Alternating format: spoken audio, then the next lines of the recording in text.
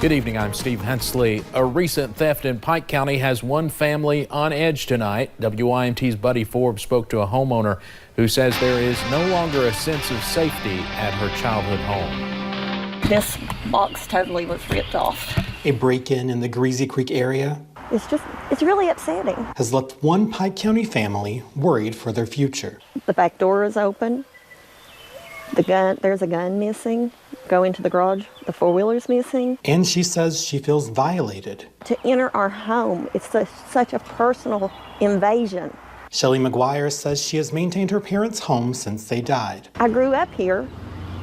I mean, it was a great place to live. We rode our bicycles. We walked up and down the road. She keeps it in the family for her son. I wanted him to raise his family here, but I just don't know that this is going to be something that's going to be able to be done. She now worries the area around her home is simply unsafe. They ripped the power meter box off of the house, but they replaced it. They put it back. She says they were also kind enough to help themselves to a drink from the family's fridge before exiting through the garage with the four-wheeler. It's really scary, and it's scary for my son. Now she is hoping for help to make sure the thieves are caught. We've had a lot of people messaging, calling, texting. It's been wonderful. There's still lots of good people. And is offering a $500 reward to anyone who can help the family get back what was taken. It's really sad. As they try to get back their sense of security. In Pike County, Buddy Forbes, WYMT Mountain News. The family says the theft is under investigation by Kentucky State Police. They encourage anyone who may have information to come forward. A grand jury will hear a Bell County attempted murder case. The group will determine whether or not to indict George Fisher. Earlier this month, police say Fisher tried to shoot his ex-wife and another man. Investigators wrote in the arrest citation, both the woman and man somehow dodged the bullet. Fisher faces 2 counts of attempted murder, among other charges. In Clay County, a man was arrested after having to be tased by police. A deputy received a call about someone in the middle of South Highway 421 trying to flag down traffic. When the deputy arrived, they located Dillis Blevins. Blevins acted aggressively towards the deputy before trying to run. A taser was deployed, but Blevins continued to run before being located under a porch. Blevins is facing several charges, including public intoxication and fleeing police.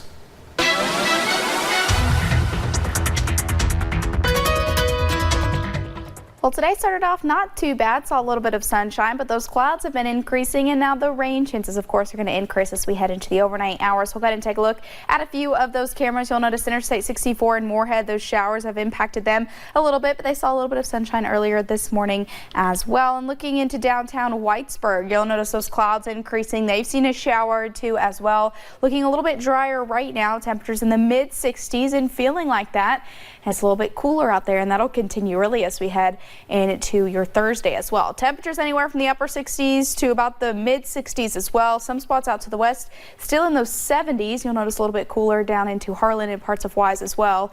You're seeing a 63 over there, but showers have just impacted our area today. The good news is showers is what's going to impact us as we head into the overnight hours. That storm threat looks to weaken as that cold front really just kind of pushing through our area super slowly, and it's still out to our west, making its way into the area. So pinpoint Doppler, you'll notice some showers up into Moorhead. More showers are expected as we head, especially into the overnight hours. Looks like that main line could move in right around 6, 7 o'clock, continue until about midnight. Temperatures will be dropping, especially as we head into your Thursday. Have a look at that full forecast coming up in just a few short minutes. Steve. All right, Paige, thank you.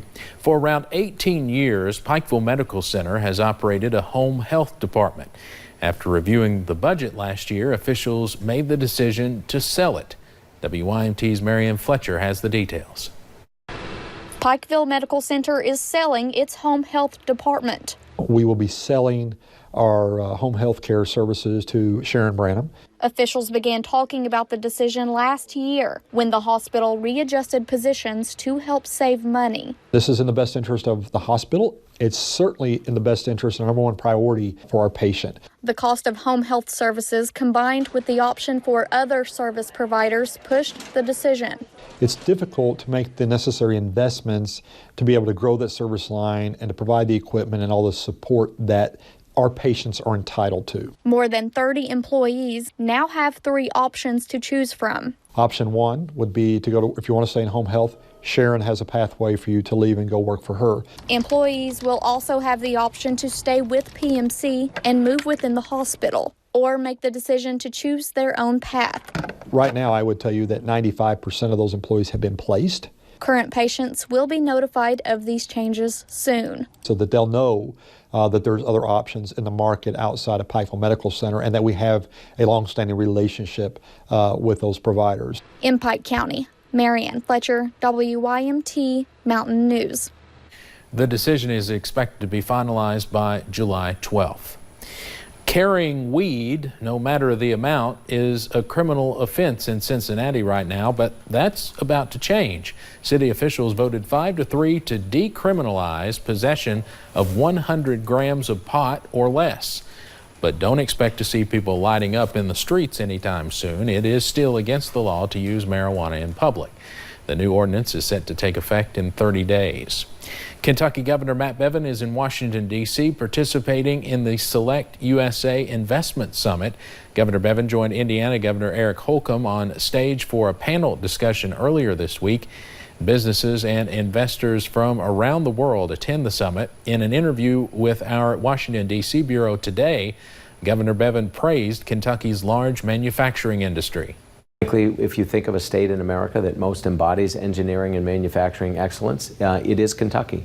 We have 50% more people working in manufacturing in Kentucky than does the average state. It is something that we do well. Governor Bevin also mentioned several college programs in Kentucky that focus on engineering as well as research and development. The case against a Richmond man accused of brutally beating his 3-month-old daughter is moving forward. Sean Dykes is charged with criminal abuse and domestic violence. Police say Dykes hit his 3-month-old in the head and slammed her on the floor.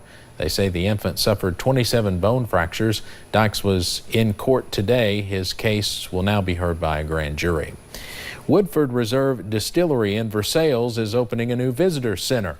Folks with the distillery say tourism is helping their business. The new center will be the starting point for tours on the property. It's all decked out with a bar and paintings from Kentucky artists. The old visitor center was built 20 years ago. It will still be a part of the Woodford Reserve experience. The city of Pikeville is working to bring new businesses to its downtown area by offering an incentives program. The Pikeville Main Street program is currently offering the incentives in hopes of establishing new shops and restaurants or to help existing businesses succeed downtown. Those range from rent incentives to setup and decoration help. Director Minna Trimble says this program is already bringing in a few potential additions and could possibly improve the local economy. We're just looking for new ways to make sure that all of our buildings are filled with great businesses downtown. They already are, but we need a few more restaurants and a few more places to shop and have something great to do. We have more information about the incentives on our website. Coming up on Mountain News at 5:30, we'll tell you about the new way doctors are detecting prostate cancer. And showers increase, especially as we head into the overnight hours. Big cool down as we head into tomorrow. Sunshine also returns back to the forecast. I'll have a look at that full forecast coming up in just a few short minutes. Coming up, a quick bite to eat from a certain basketball coach led to the memory of a lifetime for employees here in Corbin. We'll have the details in just a few minutes.